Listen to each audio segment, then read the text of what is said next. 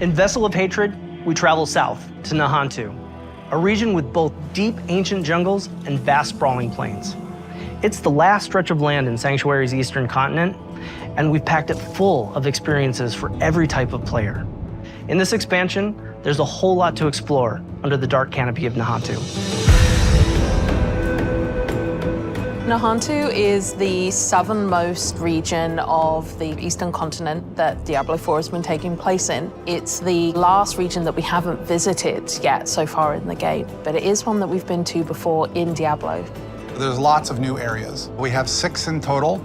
4 of them are jungle themed, and then we have 2 that are Red Rock Canyon, but each one of them has their own unique identity.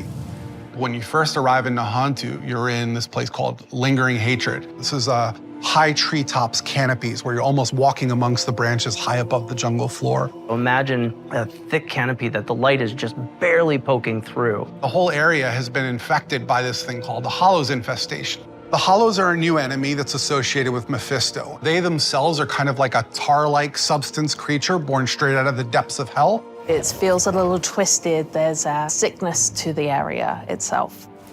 Humans have ventured into this deep part of the jungle where there's all this poisonous plants and flora. The dregs actually started experimenting with eating these hallucinogens, and it put them into this aggressive psycho rage.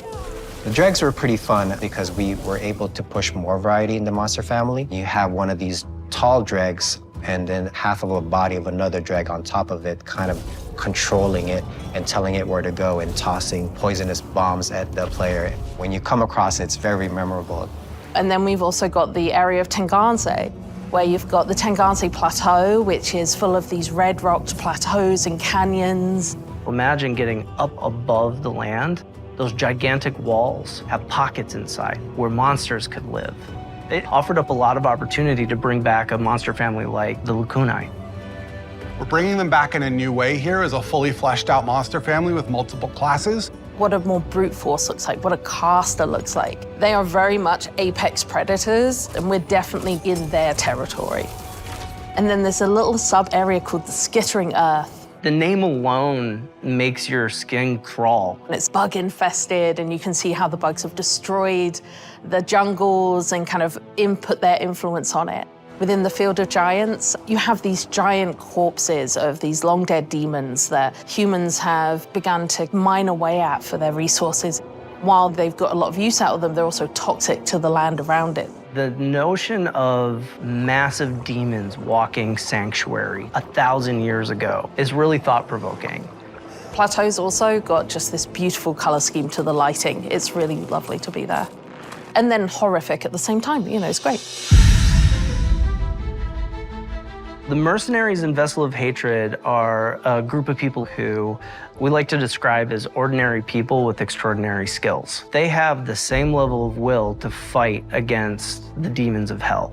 And there's 4 mercs that you can collect over the course of the campaign. It starts with Rahir, a blacksmith and a shield bearer, is a more defensive fighter. He's able to go in there and soak up damage, use his shield as a bulwark against the enemy. You meet him early on in the campaign, and he's one who introduces you to the mercenary network. You end up finding acquisition quests for 3 other mercs that you can find throughout the course of the story. Subo, the drunken archer, is gonna work really well for people who want someone who's out of the main melee, in the back, offering utility and that kind of range support. Then we have Variana, a berserker crone, who's a melee combat fighter, close range. She's got a really cool combat meter, a massacre meter, where you need to keep killing enemies to get the meter to be filled. She's got a bunch of really interesting utility skills that you can kind of build in. Finally, we have the demon child Aldkin, who's a magic user who can transform himself from human form to demon form and join you in combat. There's this really great reinforcement ability where you can take one of the mercenary skills and attach it to one of your powers so that when you use that skill, it calls them in to do a specific skill. With the Mercenaries for Vessel of Hatred, one of the things we are expanding on is the skill tree. For Diablo III, you had a very basic type of mercenary, but this time you can actually push a little bit more into the skill tree and make the mercenary the way you would want to play. Going through each mercenary progression arc and outfitting their skill tree so that it's complementary to your character build, I think that's where the fun in the mercenary system really lies.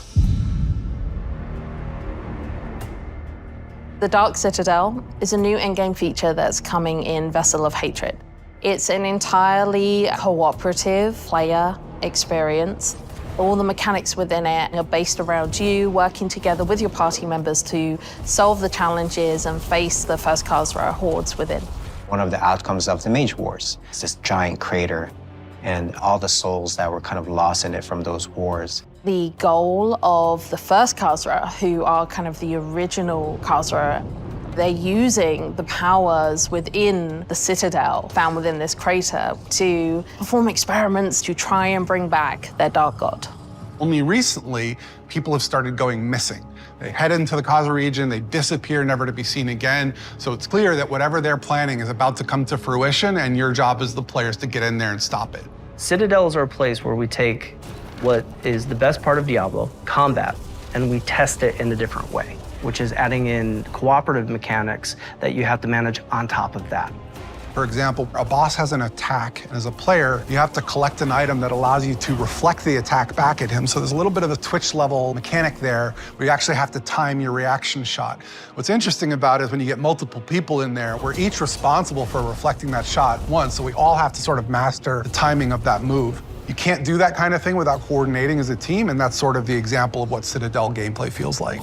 When designing the Citadel, we designed a lot of really cool bosses. And so one of the things that we did is we took that design and made like armor sets for each of the classes. That way you feel like you took their armor and you feel like you're wearing a little bit of them after your victory. We also have a currency that's dedicated to the Citadel, where as you play through, a vendor can be interacted with to buy custom cosmetics that are unique to the Citadel. You can play with 2 people, but the ideal experience is for 4. In order to facilitate that, we've built an all-new Party Finder feature, and the community has been pretty vocal about wanting this for a long time. It made a lot of sense to us to pair it with this new Citadel mode. It really is an activity that's geared towards people who love to play together with their friends or with strangers and enjoy that cooperative gameplay. I cannot wait for players to get into the world. I'm really just excited for people to see all the little hidden storytelling elements that the team has fit in. There's interesting things to find and see and discover around every corner, and it's just a really great experience getting to explore Nahantu.